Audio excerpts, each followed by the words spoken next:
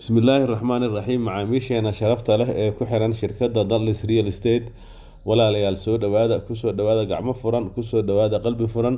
kusoo dhawaada adeeg hufan oo idin raali geliya walaalayaal si aad nooga barateenba waxaa maanta mar kale idiin soo gudbinaynaa dhul iib ah ee kusoo dhawaada ka faa'iidaysi wacan daawasho wacan waxaan rajeynayaa inaad ka heli doontaan haddaba walaalayaal waxaa iib ah dhulkan bannaan ee aad u jeedaan waa laba boos oo maasha Allah meel fiican ku yaalaan isha ayaa kuu macalin ah waad arki kartaan xaafadda sida u shidan tahay deegaan u tahay labadan booskiiba cabirkiisa waxa uu noqonayaa 20 lagu dhuftay 15 ama finti bartalanta haddii la isku darane waxay noqonayaan taranta barfinti oo ah 30 mitir dhinaca iyo dhinaca 20 ah ina fahanteen ayaa rajeynayaa kusoo dhawaada waxa ay boosaskani ku yaalaan labadan boos oo iibka ah magaalada muqdisho waxay uga sii yaalaan degmada yaaqshiid waxay uga sii yaalaan si gaar ah xaafadda warshada baastada xaafadda ay ku yaalaan waxaa si gaar ah loo sii yaqaanaa xaafadda Sheekh Muuse Daahir Awees dadkii deegaankan si fiican ay u garanayaan sidoo kale boosaskani waxa ay berimo ka yihiin jidka ka imaanayo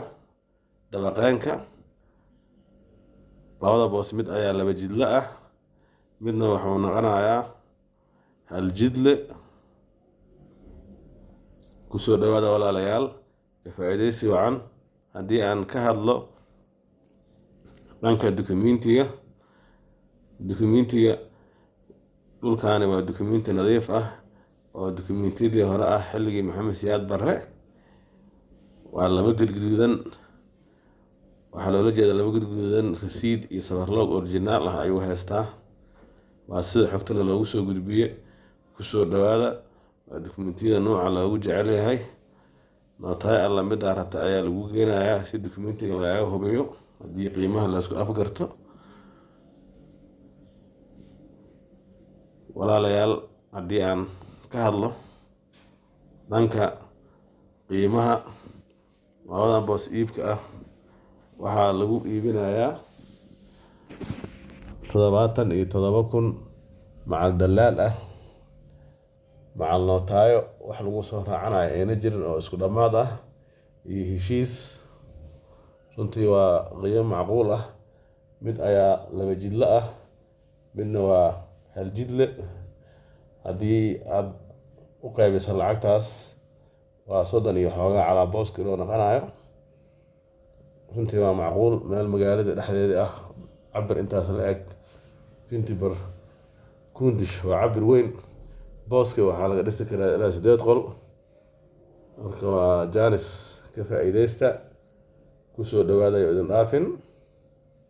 qiimaha waa 77,000 maca dalaal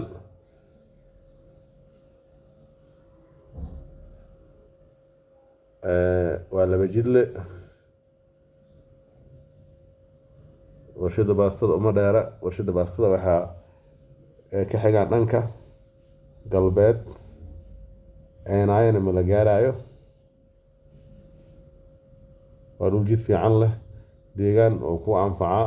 wuxuu kaloo ku anfacaa mustaqbalkeena lacag kugu kororto wuxuu kaloo ku anfacaa kiro siyaabaha dhulka looga faa'iidaysto dhan wuu ku anfacaa laga yaabo inaad dukaamo aadan ka dhigi karin meesha suuq ahayn laakiin haddana suuq ayaa u dhow suuq yare ah oo xataa ganacsi dukaan yar oo xaafadeed waa macquul waa ku mahadsantihiin walaalayaal daawashada muuqaalka ugu dambeyn kanaalka subscribe noo saara gambalaalkana furta idinkoo mahadsan wassalaamu calaykum